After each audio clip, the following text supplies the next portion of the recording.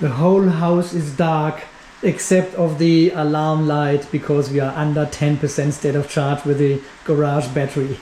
That's the only light turned on inside the house.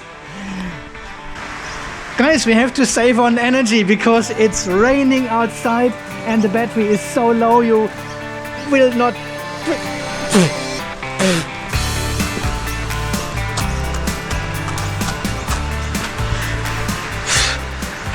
You won't believe it. Guys, welcome back to the off-grid garage. I'm not saying anything. Once again, it is pouring down, it is raining outside, and the battery is so far down. Wow. At least the bottom battery has now recovered. This one was actually turned off. There was a red light because we had a cell undervoltage protection situation in this battery. Yeah, we hit 2.5 volts with one of the cells in this bottom battery here. And the inverter is still flashing actually because, yeah, we are on very low voltage. I made a bit of a mistake yesterday, I think. It was actually fairly sunny, bit of clouds, but mostly sunny, so I had a good amount of energy coming down from the solar and everything. And I charged both electric vehicles during the day. Not very fast, but probably with 6 amps, 6 and 12 amps, 12 to 15 amps all in total. And it took actually the majority of the energy away from the batteries. At sunset, the battery was at around 20. Let me show you. Hang on. So this is the current situation here.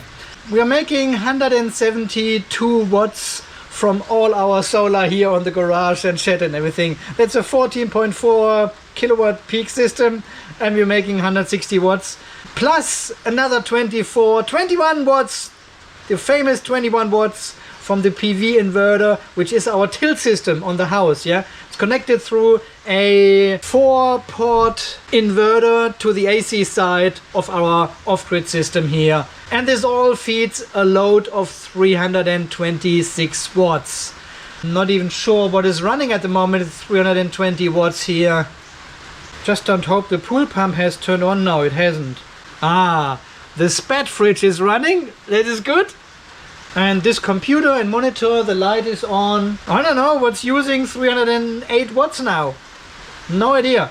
Anyway, we are down to 1.9% state of charge. We are at 47.6 volts and we are discharging the battery even further with 0.5 amps.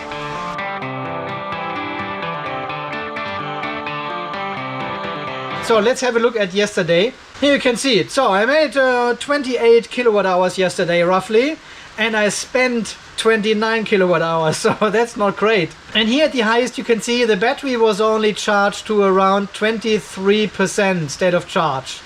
That was all. And already at 1 p.m. it went actually down. Yeah, 21, 19, 16. Hot water kicks in then at sunset. 16, 13, 12, 11, 9. And this was when I went to bed at midnight. It was down to 9% state of charge. And you can also see the red bar here, yeah? It's increasing as the solar production increased. And this was mainly due because my wife had plugged in her vehicle and it was set to automatic.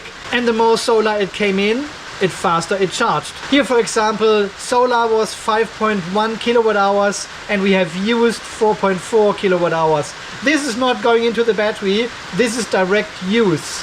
Here in this graph you can see it actually better. You can change the view down here with this drop down menu to solar, and it shows you the maximum solar production per hour, and the yellow part is direct use and the blue part is what went into the battery. So only a small portion of the overall generation of energy went actually into the battery. The rest we have used immediately for charging the vehicles, which is actually good because my wife went away this morning again, so the car needed a bit more juice for the trip this morning. Yeah, but basically from noon there was nothing going in the batteries anymore, and we actually discharged the battery from there on. And furthermore, if we have a look at the advanced tab here from the off-grid garage, from yesterday, we can actually see the battery voltage and battery current here. And we didn't make it over 52 volts at any point of time during the whole day. Wow. Yeah, from 12:30 onwards it went actually down, so we discharged the battery, and this was when the hot water system kicked in here. This is at sunset, close to 6 p.m. Is it getting louder and louder? Quick look at the amps outside. Yeah, that's definitely negative. And there's nothing to expect. It will be raining cats and dogs all day long. Okay, back to the important stuff. So voltage, when the hot water kicked in, it was already down to 51 volts, yeah? And then we had negative 33 amps. And the voltage, look at the voltage going down. At the end of the hot water cycle here, we were already under 50 volts total system voltage. And this is for the battery shelf plus all these 4 batteries here. So 7 all batteries completely under 50 volts. Well, and you can see from here on it was not much load on the battery anymore. It's only 1.23 amps, so that's a 50 to 150 watts maybe. Of course the spat fridge needs to run. The spat fridge never turns off. By the way, thank you very much for your generous donations and buying me a beer here in sunny Hottes. Yeah, and I went to bed at around 12:30 in the morning, and the battery was at 48 volts, as you can see here. And I thought, well, 48 volt, that's 3 volts per cell, and there's not much load on the system anymore. Should be fine until the next morning, right? Well, until this morning. So if you have a look at today, at the further development of the voltage, you can see here 48 volt we came, and then it went down, down, down. Ah, I can see why. At 2 a.m. in the morning, the pump for the grey water system actually turns on and pumps out all the grey water in the garden. This is done at 2 a.m. in the morning. And this took out a good chunk of energy again then. This runs for half an hour only, and it's only like 350 watts. But the battery was already fairly down, you know. So it was already under 48 volt. And then at the end of this grey water pump cycle, it was down to 46.9, so under 47 volts. This is the standby load of the garage basically here, with all the network stuff, home automation. That's around 50-60 watts or so standby. And then I got up at around 7, so the water pump actually kicks in at the house, which is still connected here to the garage. And this gave these batteries the rest. What was the minimum? We could see 45.2 volts. Absolute dead minimum, right? What is it here? At around 6 o'clock we start producing power with the tilt system already, and also with the other solar systems. You can see here the voltage is rising on the big shed, for example, and the current is rising from here. That is around 6 o'clock. The solar production kicks back in. But because of the cloudy weather, it was actually not too bad. And we had like maybe 1.2 kilowatt of solar production all in total. But then this shit kicked in again, and well, that's it basically. Okay, this is a screenshot I took at 5:52 in the morning. I was still in bed and I was looking at my phone at all the batteries, and I said, holy shit, I need to get up. Top shelf battery 45 volts, middle shelf 45, bottom shelf 45. Lowest minimum cell voltage 2.7 volts in all 3 batteries here, and we were still discharging. Yep, 0.2 amps, 0.7 amps, 0.5 amps. So kind of at the edge, because the multiplus, the big inverter here, is programmed to shut down at 44 volts. I probably have to take this out again and put this to 39, because I don't want the inverter to shut down at all. Yeah, because it could have shut down at this point of time here at some stage, but the sun was just coming up and recharging the battery. So instead of shutting down, it could have waited for another half an hour, and then it would be enough solar power and the voltage would rise again. So there would be no need to shut down actually. And especially in an off-grid system, you probably don't want your inverter to shut down at a certain voltage. You want to use all the capacity you have, because as today, if it is early in the morning, it will recharge from solar, and there's no reason for the inverter to shut down when the solar is just around the corner. And this was at 6:11 this morning. This is the Gobeltower battery. I don't have the top battery connected because this is the new V19 JK-BMS. It's not integrated in Home Assistant yet because I'm still testing it. But the other batteries showed 45, 45, 45. And especially this one here in the bottom had a minimum cell voltage of 2.526 volts. And when the water pump turned on in the house, so I put a bit of load on the system, I could see a bit of current coming from these two batteries here, but not from this one. So I knew already this one has shut down already. 2.5 volts, BMS turns off, takes this battery out of the stack, but all the other batteries are still working. Luckily. Yeah, and then I went into the garage. That was at 7:39 in the morning. And this is the BMS from the battery shelf bottom battery. Yeah, this is the small 100 amp JK-BMS with a 0.6 amp active balancer, and this one showed still 5% state of charge. And I was trying to reset it actually to 0% because 45% and the lowest cell at 2.7, this is 0. This is not even 1% anymore. Yeah, we wouldn't get 1% of the battery capacity out of this battery anymore at 2.7 volts. So this is actually 0%. So I was trying to reset it to 0%. This BMS has actually a state of charge 0% voltage. Yeah, we can set to 2.75 volts. And there was clearly one cell under 2.75 volts, but it never reset to 0%. And I've got the same problem with the exact same BMS. It never resets to 100%. Yeah, even there is the state of charge 100% voltage at 3.45. Even it reaches this with all the cells, which is not necessary, but with all the cells, they're all over 3.45, and it doesn't reset to 100%. It always stays on 99, never resets. So there's a firmware bug in this BMS, but JK is working on it. We will fix this soon, and I'll show you here on the channel how to fix that. Yeah, this is the BMS here. So it's a BD6A. It is 0.6 amp of an active balancer, 20S, 100 amp.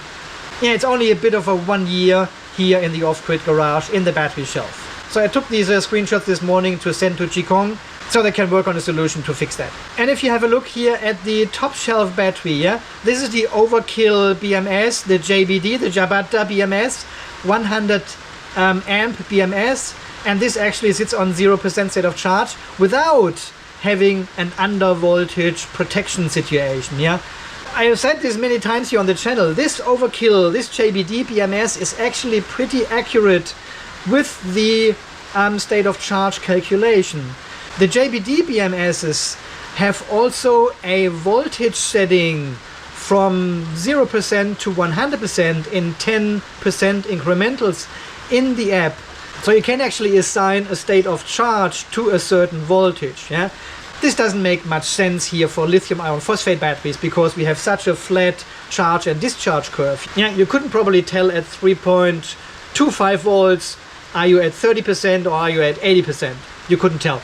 But nevertheless, these settings in the Overkill and the JBD BMS can be set from 0% to 100%, a certain voltage. And I think it sometimes uses this voltage scale to actually adjust the state of charge a little bit. And the Overkill is always pretty close to the Victron Smart Shunt actually. It may be off like maximum 5% high or low to the Smart Shunt, but not like the middle shelf JK-BMS, yeah? Sits on 33% at 2.7 volts. I mean, hello? And here the bottom shelf where we have just seen the screenshots from sits on 5%, yeah? Never, this one has actually the setting for state of charge 0%, but it never worked. Never. This one is the very, very, very first JK-BMS I ever bought. This is like 3 years old, which needs the jump start 5 volts to actually start up. There's no power button for it. And this one has actually the worst state of charge calculation of all my BMSs. 33%. And I actually reset this one to 0% this morning as well by causing an undervoltage protection. Yeah.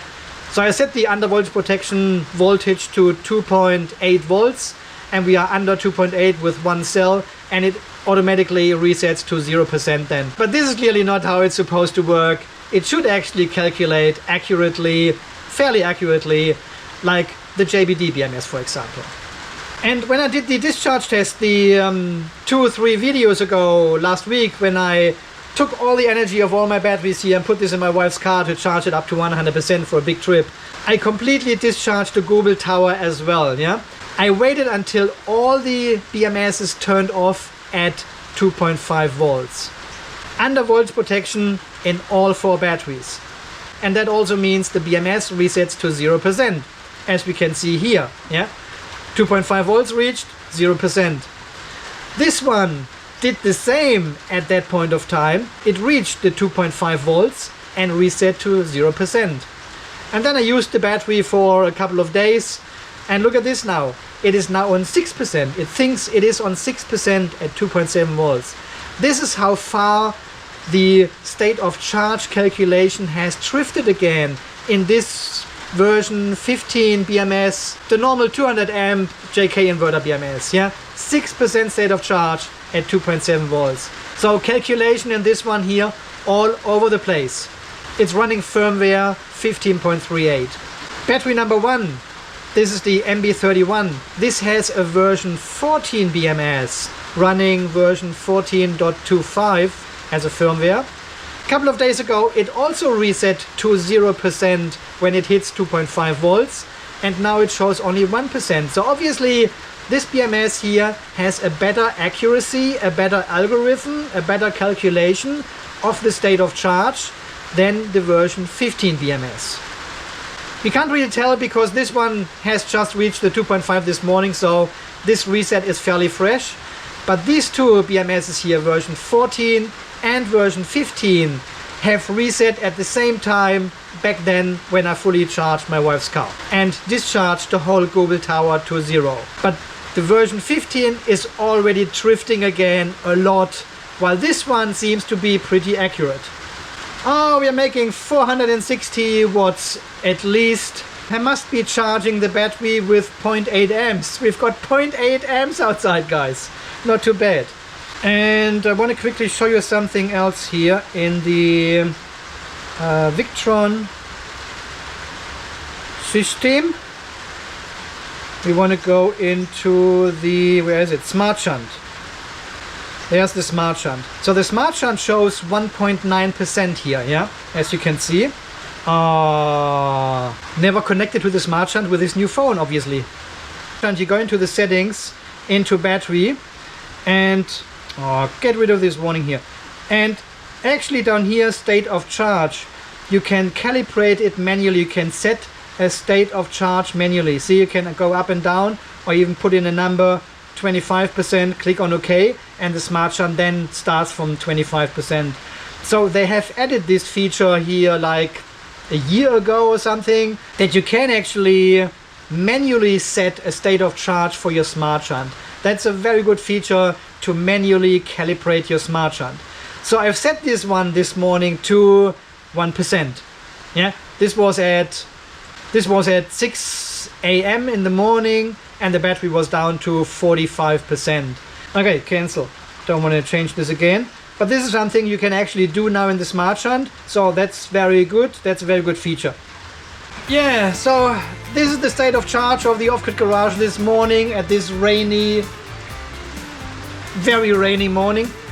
And looking at the weather forecast, there's not much to expect for this region here.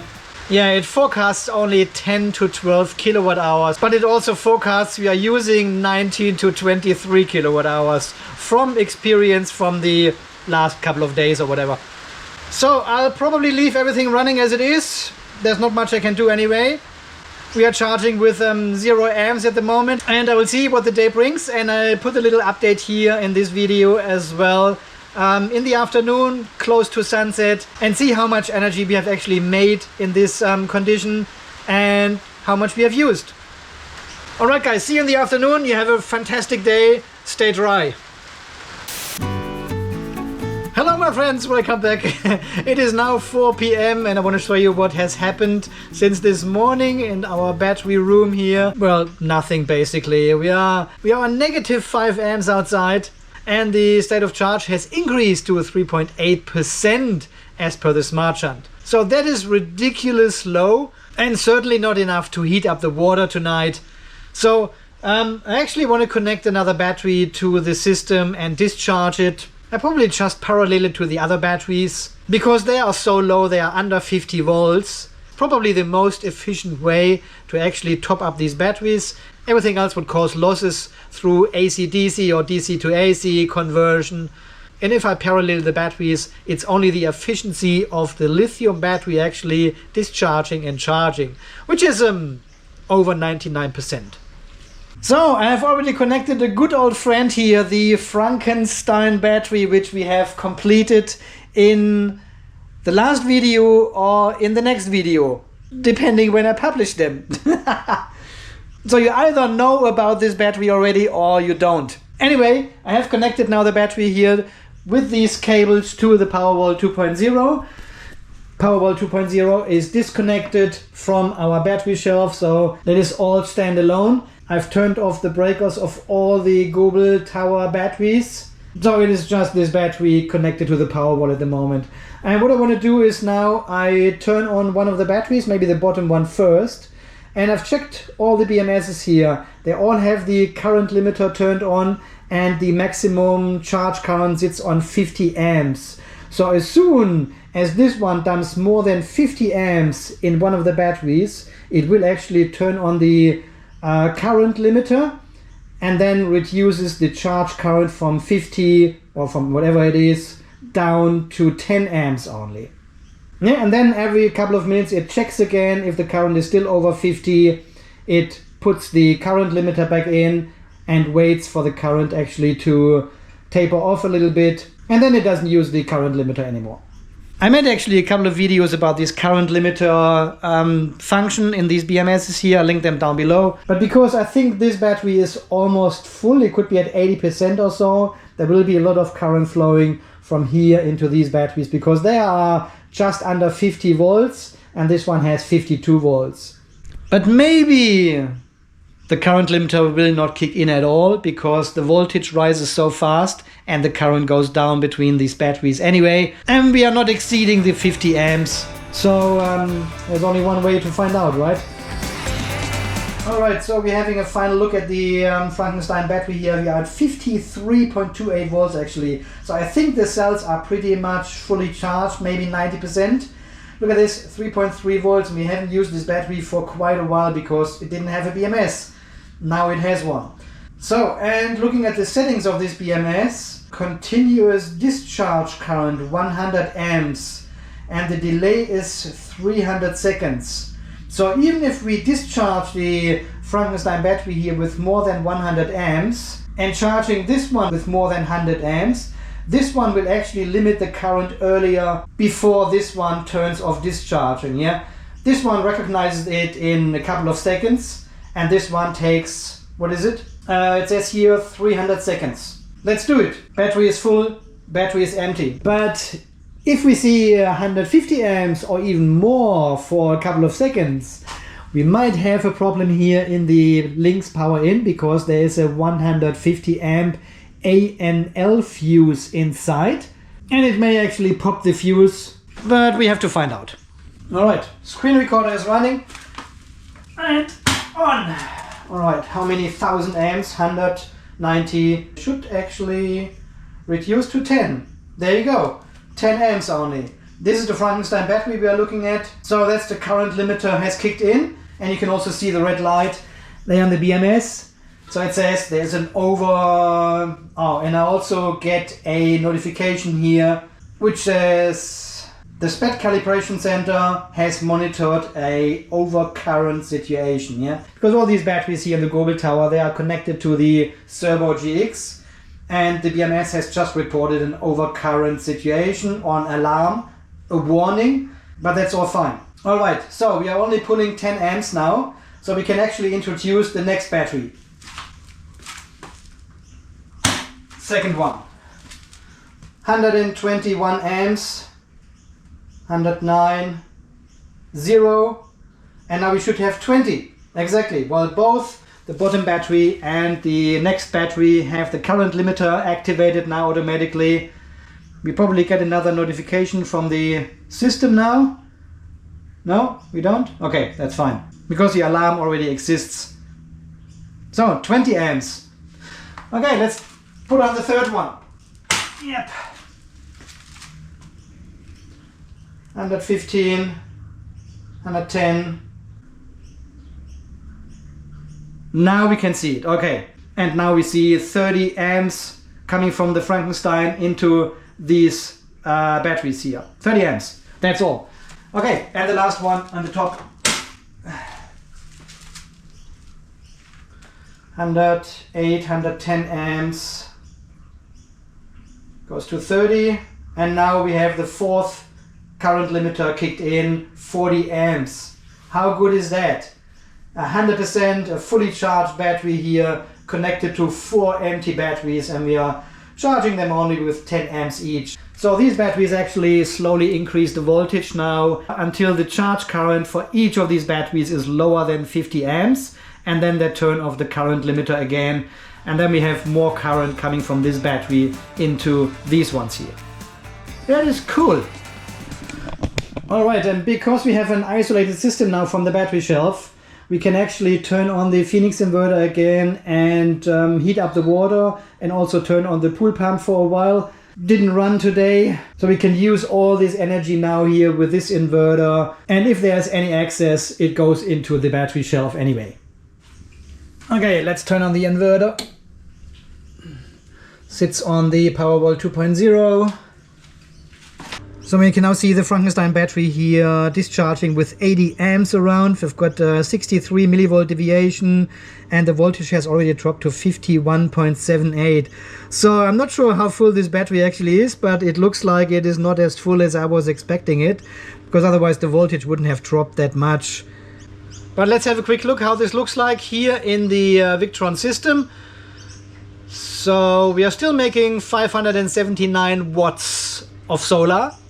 And we're also getting 2000 watts additionally from the Phoenix inverter now from this Frankenstein battery, which is also charging the Gobeltower at the moment. And because we are using only 1190 watts now on AC load, I've just turned on the pool pump, that's why it is so high.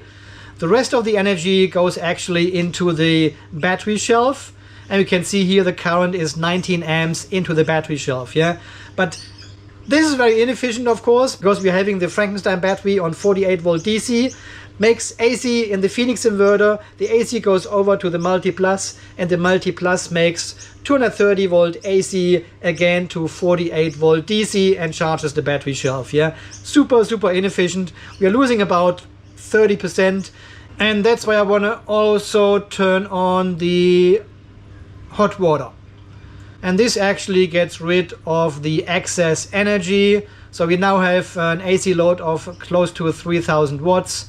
2000 are coming from the generator, and the rest is coming from the battery shelf. So now power goes the other way out of the battery shelf, which is also bad because, well, we've got only 3.9%, right? And now we've just seen the pool pump has throttled down. It runs on full blast for the first 2-3 minutes to get all the bubbles and air pockets out of the system. And then it throttles down to 320 watts or something. So we are now using 2.2 kilowatts, pool pump and hot water and some other stuff. The Phoenix inverter pumps 1.8 kilowatts into it, and the rest comes still from the battery shelf and the existing solar. So we are almost seeing the battery shelf not being used. It's almost idling, yeah, negative 25 watts only, could go into positive, negative a little bit here and there, but 25 watts we see, so that's perfectly fine. It doesn't use much power from the battery shelf at all. 0 watts, there we go, idling. All the power is now coming from the Phoenix inverter, from the Frankenstein battery, and also from the PV system still. Isn't that amazing how you can move energy around from one location to another location and do some work over there just by the mouse click here on the computer? It is insane. Alright my friends, I hope there's enough juice in the Frankenstein battery to heat up the hot water and run the pool pump for another 1, 2, 3 hours or so. And then we should be just on standby with the battery shelf tonight. So we shouldn't pull much power at all. And the bad weather will actually disappear tonight, and tomorrow will be sunshine. Or at least less clouds. Alright my friend, I think so far this video from today is sharing my experience here with a very, very low battery this morning. And it hasn't moved much actually until the afternoon now. The weather is just so bad. But so far I have not used any AC power from the grid here for the off-grid system. Yeah, didn't put any charger on or something, or had to recharge the battery shelf. It was always just enough to get over the night until the next morning, and then the sun, well, there is no sun. And then the clouds actually recharge the battery just enough to get over the day and over the next night. So hopefully from tomorrow on we will see a better weather, more amps coming in, and we can actually recharge the battery again to a bit more than 3.9%. Thank you so much for 107,212 subscribers. Welcome to all the new viewers and welcome to all my existing staff. A big thank you goes always to the people who are donating to the channel here, buying me a beer, a smoothie, a coffee, or whatever you want to call it. Becoming a channel member, clicking the thanks button under the video. Thank you so much for that. Also, thank you very much for everyone else who is leaving a nice comment under these videos here and sharing them in forums. It is always appreciated and makes these videos possible here. So, until the next video when we actually build the Frankenstein battery, or may you have seen it already, I don't know. Well, until then guys, you stay charged, stay dry, and thanks again for watching. See you then. Bye bye. We're actually slightly charging the battery shelf now. 150 watts. This is the excess power coming from the Phoenix inverter, which we don't need for the pool pump and for the hot water. That's fine.